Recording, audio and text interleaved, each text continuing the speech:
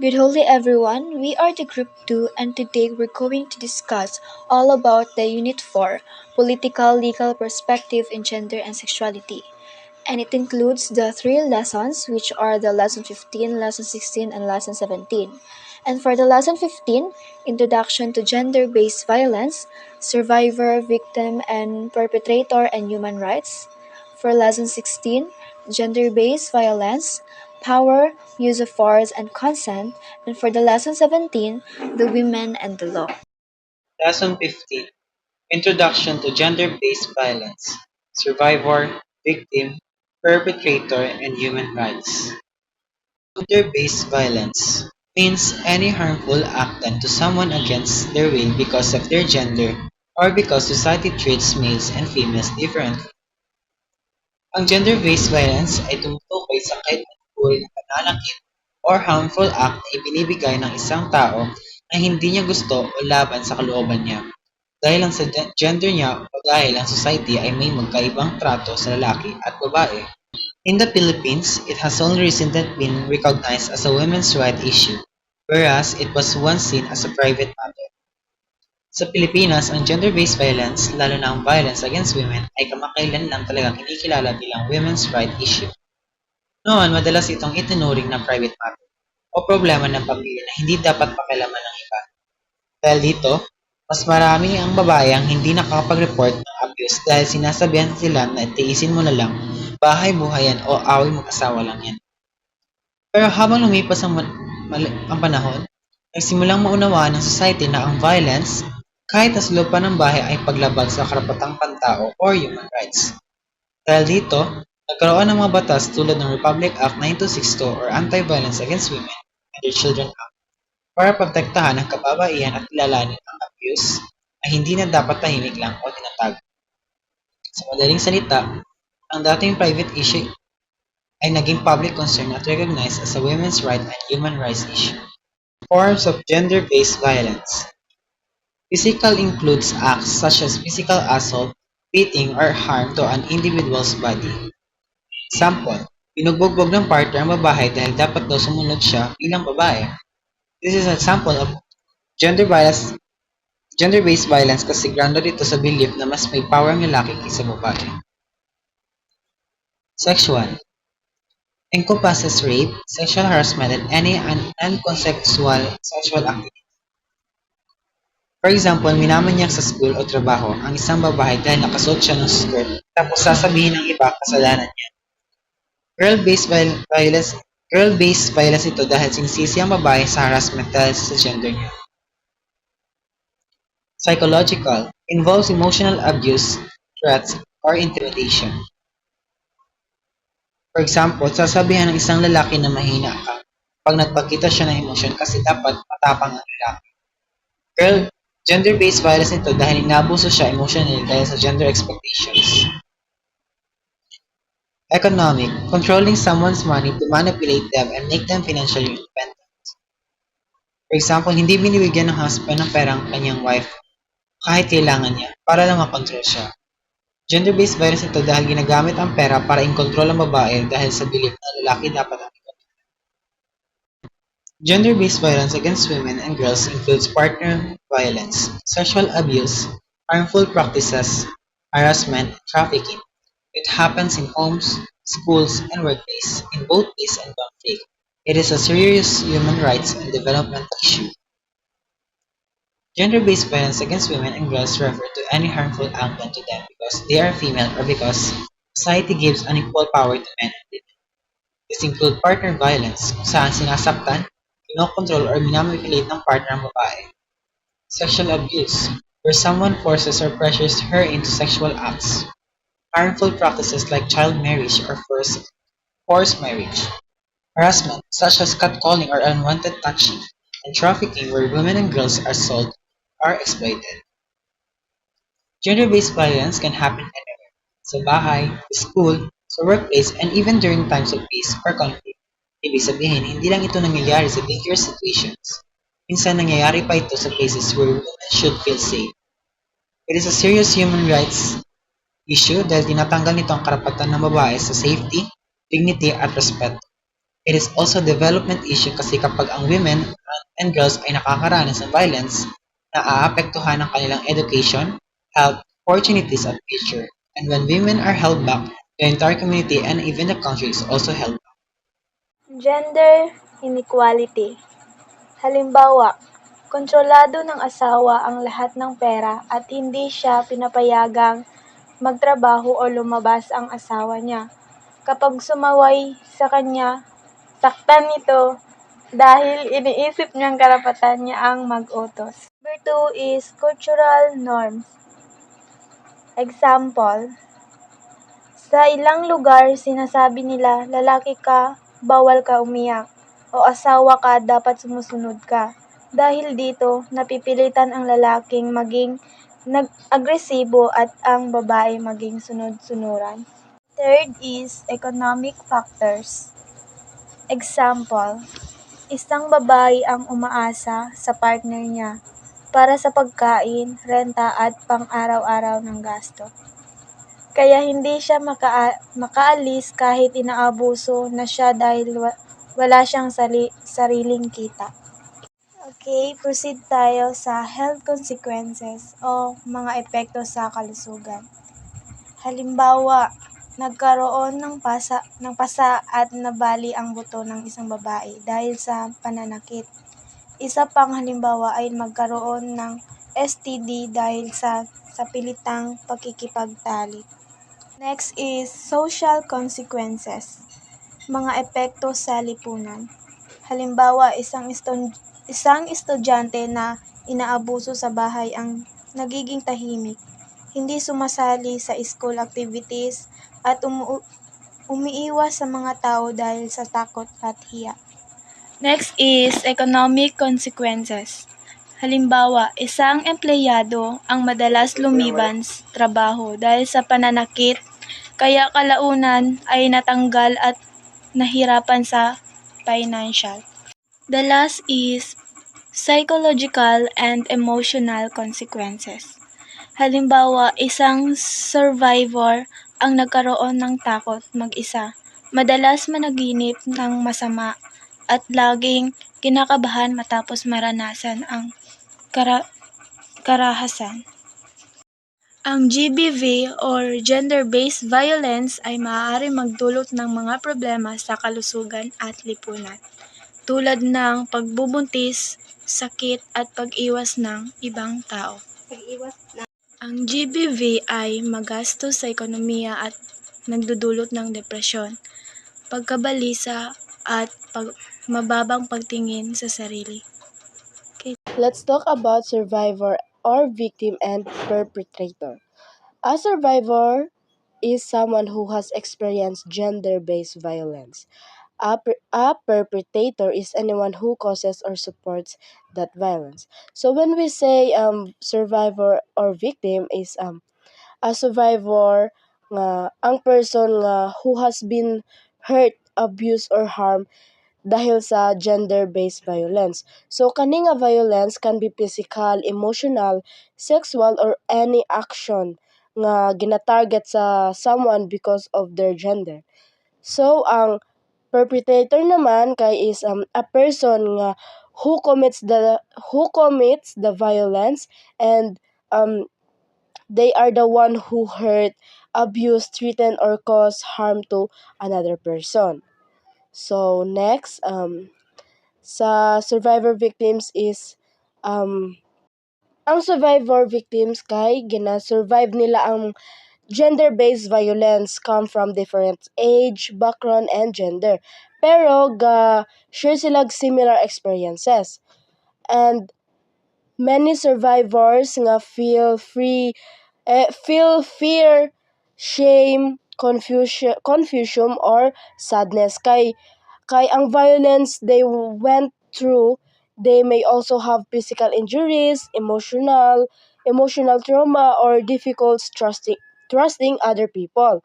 So despite ni nga challenge, ang survivor nga ginapakita niya ang strength by seeking help, protecting themselves and trying to rebuild their lives. And next, diri ata sa GB can affect anyone, but women and gender diverse people are most at risk, from children to the elderly. Survivors may be harmed by partners, family, acquaintances, or strangers. People from all economic backgrounds can experience GBV. Excuse. GBV affects people of all education levels. Survivors come from all cultural and ethnic communities.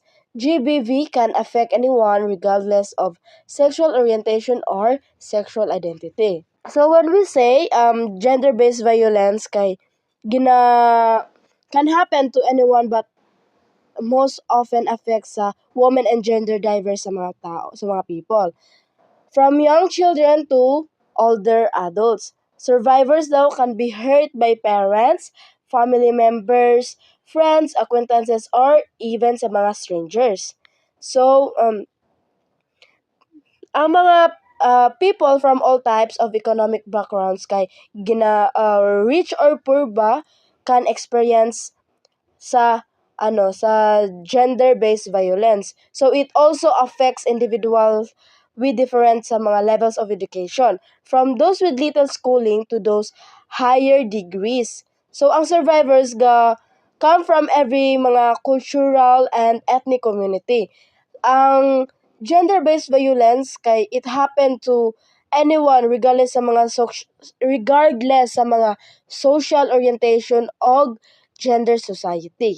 When we say perpetrators nga can come from any background, but many certain like mga behaviors, attitude, pero dili tanan nga ginapakita nila ang ilahang traits nga will commit violence, but knowing them can help us prevent harm. Perpetrators nga ginabilive nga they should naa sila'y power or control over sa mga uban nga tao. So they may use anger, threats, manipulation, or physical force to get what they want. Pero naay mga difficulty managing emotion nga, while other nga think harmful behavior is normal daw. Pero because they grew up around violence. So ang perpetrators can be partners like family members, friends, or stranger. And they can come from any age group, income level, or education level.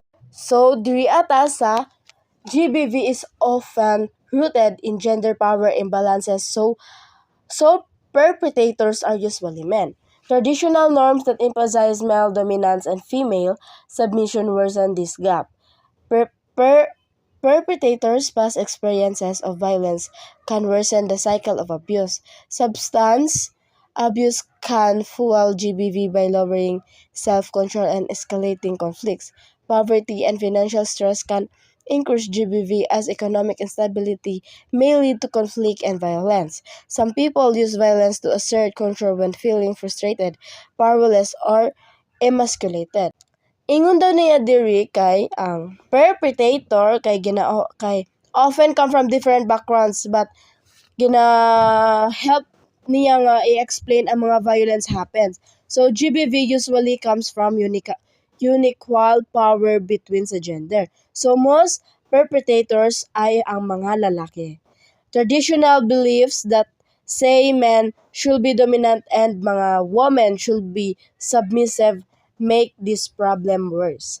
So, many perpetrators nga naa sila mga past experience of violence, either sa mga childhood or previous relationship, and naay mga repeat na cycle of abuse, substance abuse, such as alcohol or drugs ana. So can also increase sa GBV because it lowers nga self-control and makes conflicts escalate faster.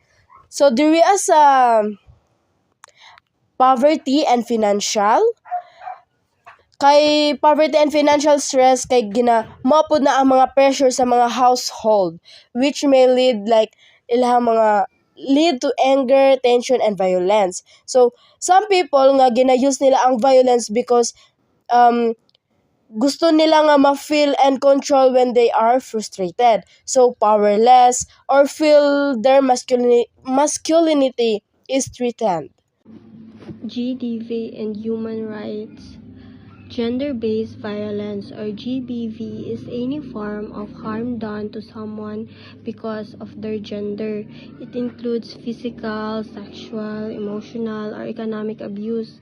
GBV is a serious violation of human rights because it takes away a person's right to safety, dignity, equality, and freedom from discrimination. Halimbawa, may isang babae na laging sinasaktan at minumura ng kanyang partner.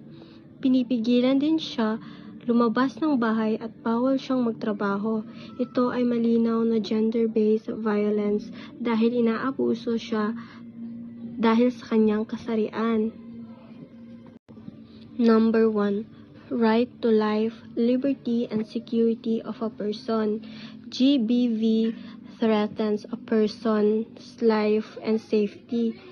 Example, a woman is physically abused by her partner at home. Number 2, right to be free from torture and cruel, inhuman, or degrading treatment.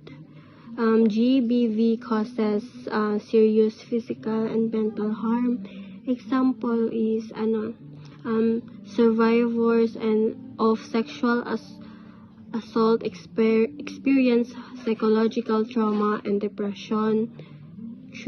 Number 3, right to equality and non-discrimination. GBV comes from gender inequality and denies fair treatment. Example kay a girl is denied education because she is female. Number 4, right to access to justice. Survivors have the right to seek justice, but barriers often prevent them from doing so. Example, a survivor cannot get legal help due to complicated court processes or lack of support services. Number 5, right to education and employment. GBV can prevent a person from going to school or working, limiting opportunities. Example, a woman loses her job because she is sexually harassed at work. Legal frameworks and mechanism against GBV in the Philippines. RA 9262 Anti-Violence Against Women and Their Children protects women and children from physical, sexual, emotional, or economic abuse. Victims can request protection orders and receive legal support to stay safe from abuser. In short, this law and systems work together to prevent GBV, protect survivors, and ensure everyone's human rights are respected in the Philippines. Let's proceed with the national legislation. So the Philippines shows its commitment to human rights through laws and addressing GBV, such as the Anti-Violence Against Women and Their Children Act of 2004, which criminalize violence to protect women and their children.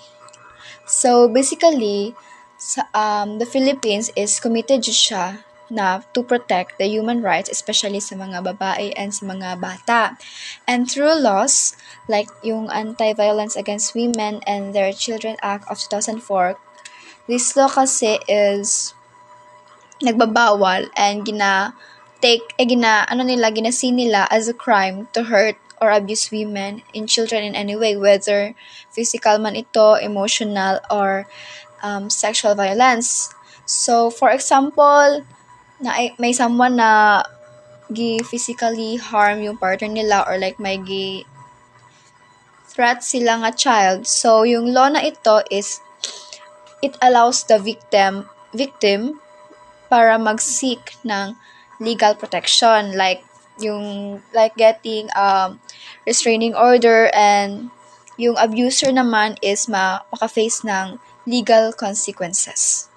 So, yung law na ito is very important talaga because it acknowledges that ang violence against women and children is not just a private matter, but serious crime jud siya na dapat need ng society na i-address. And this law also aims na para maka-create ng safer environment sa mga bata at sa mga babae by providing ng legal support and make sure na yung nag-commit ng crime will be held accountable. So next is the gender equality and the human rights. So promoting gender equality is important for protecting human rights, and yung Magna Carta of Women or the Republic Act 9710 sa Pilipinas is ka-focus din siya na ma-ensure na may equality between men and women, and specifically ma-address yung issues like tong GBV, tong gender-based violence. And kani nga law is ga-provide siya og important protections sa mga babae, aiming to na mawala na gud ang discrimination and violence and masuportahan ilang rights in any aspects of life, like from education, employment, sa health, sa decision making. And it really plays important role in creating a society where yung women is dapat matreat siya with fairness and respect. Next is human rights mechanism. So, ang CHR or the Commission on Human Rights is government agency na siya sa Philippines, which is go-work para maprotektahan and ma-promote ang human rights sa tanang tao, especially itong mga na-abuse, like itong mga babae and mga bata. And ang main role jud ani is para ma-address ang GBV, ang gender-based violence, such as physical, sexual, or emotional abuse. Kay kung ang mga biktima sa GBV mag-file og complaints o reklamo, ang CHR ang maglihok para mag-investigate sa case para mabalaan nila kung sa jud ang tinuod o para ma-serve jud ang justice. And makatabang po ni siya para maka-raise awareness sa human rights issues and ma-advocates for laws and policies na nag-protect sa mga tao from violence and discrimination. And through its work, ang CHR is ga-aim siya na ang everyone is tanan jud taong is maka-live society where ang ilang rights kay protected and respected. Next is civil society and advocacy. So, civil society and women's rights groups here sa Philippines is ga-play siya og important role to support the GBV survivors. And kani nga mga organizations is ga-work sila para ma-ensure na ang rights sa survivors is respected and protected sa government.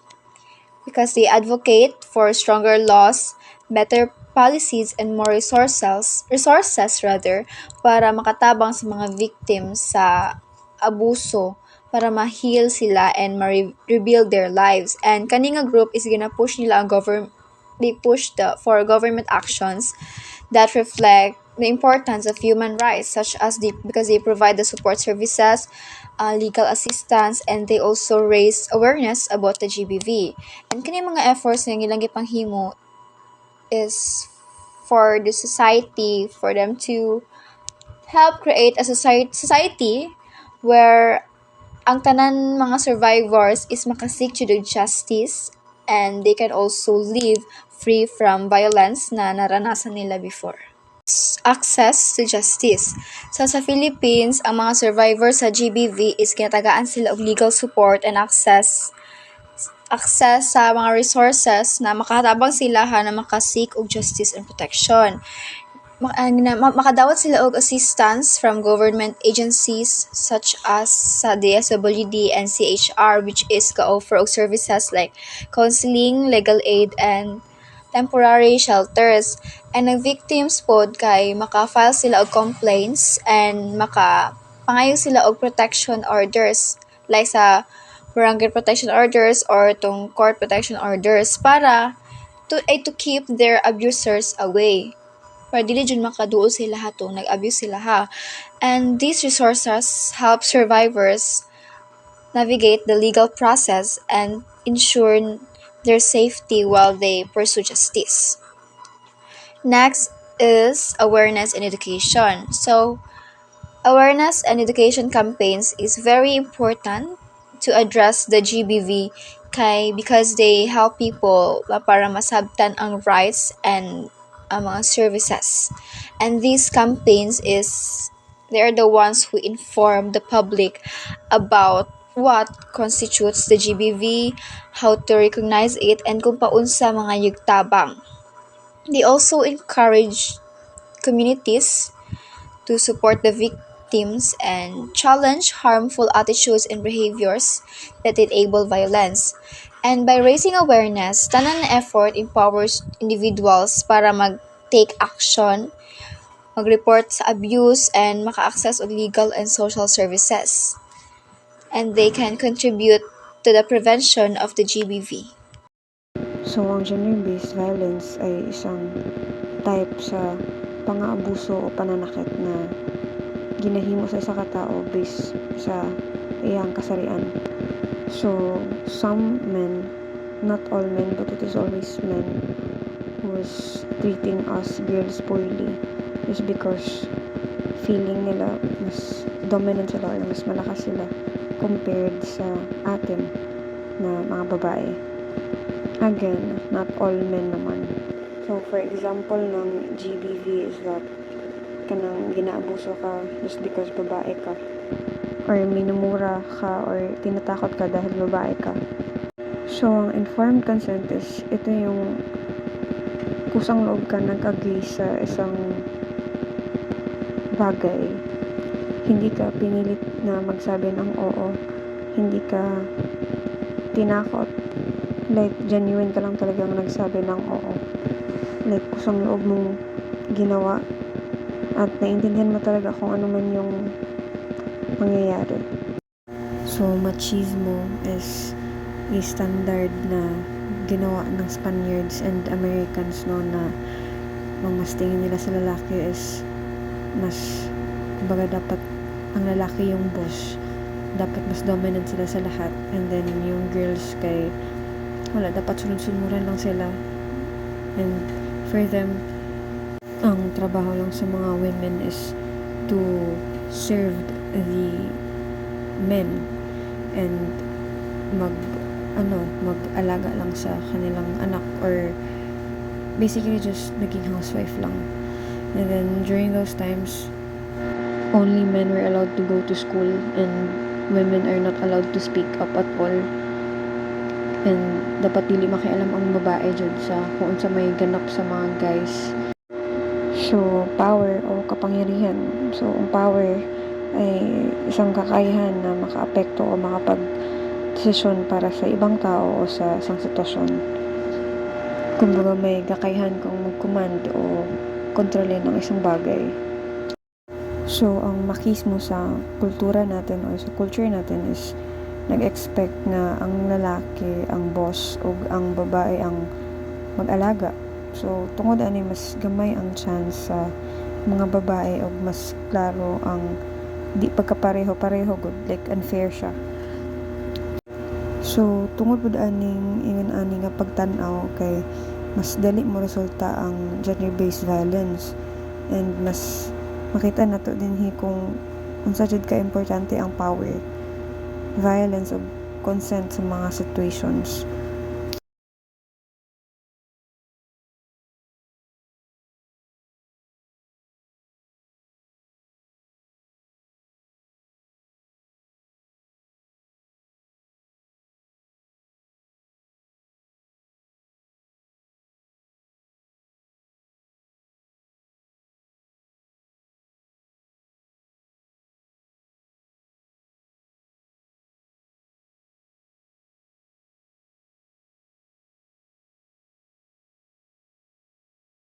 Power.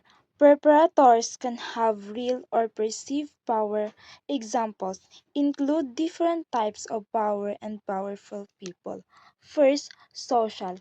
Peer pressure, bullying, leader, teachers, and parents. So, galing sa impluwensya ang peer pressure, bullying, leader, teachers, and parents.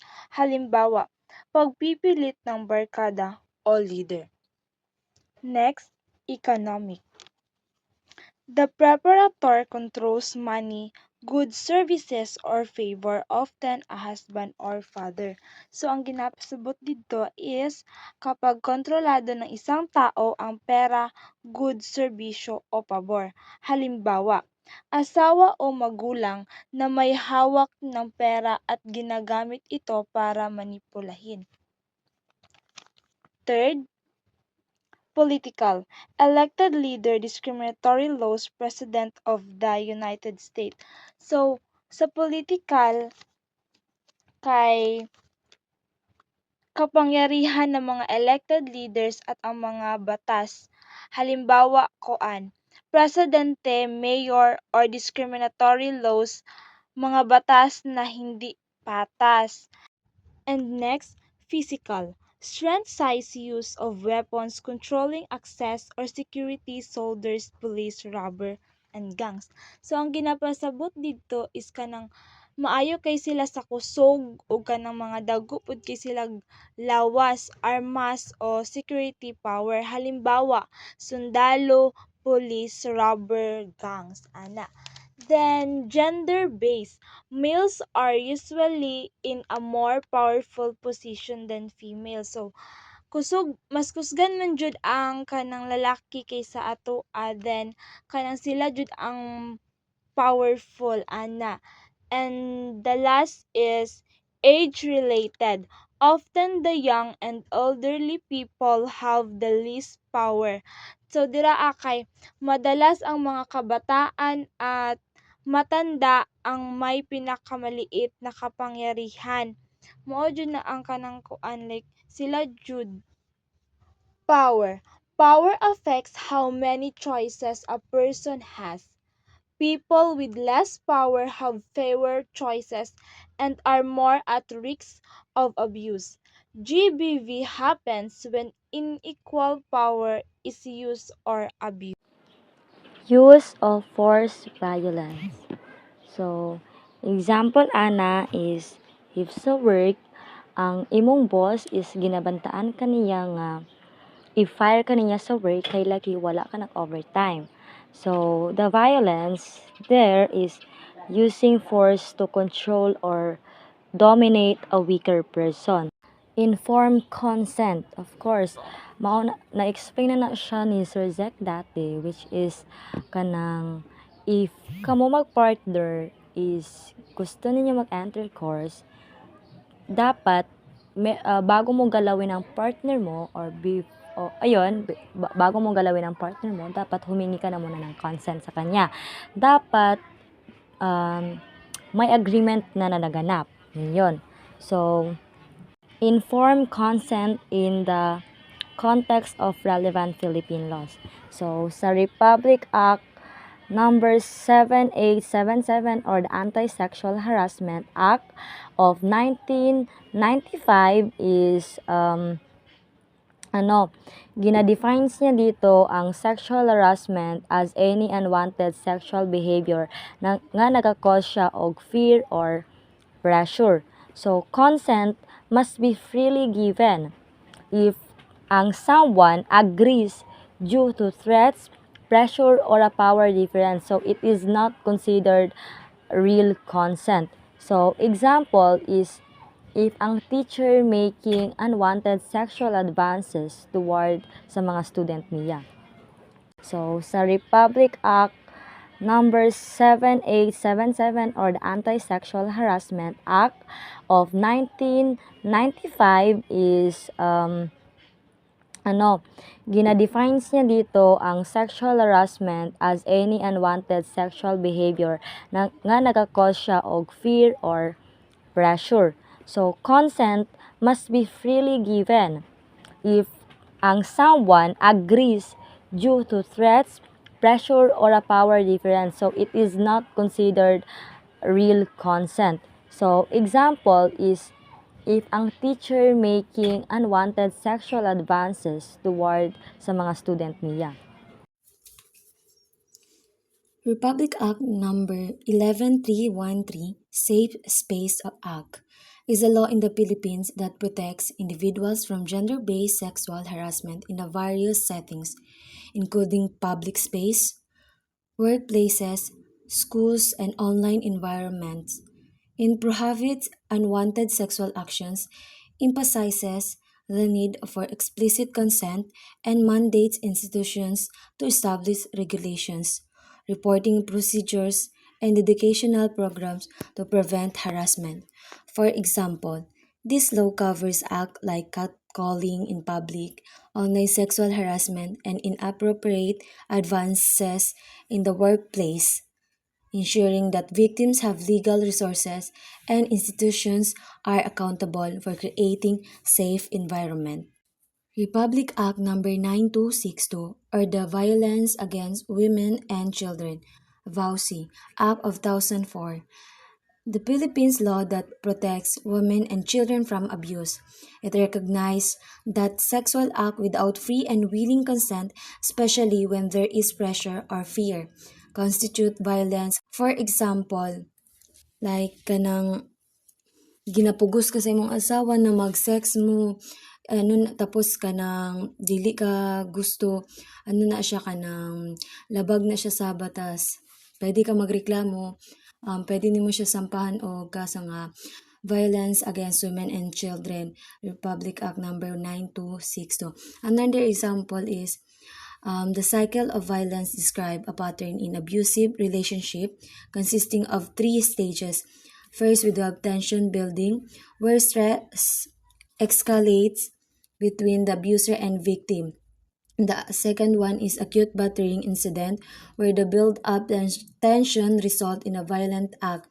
And the last one is honeymoon phase, where the abuser may apologize or offer gift, leading the victim to hope for change.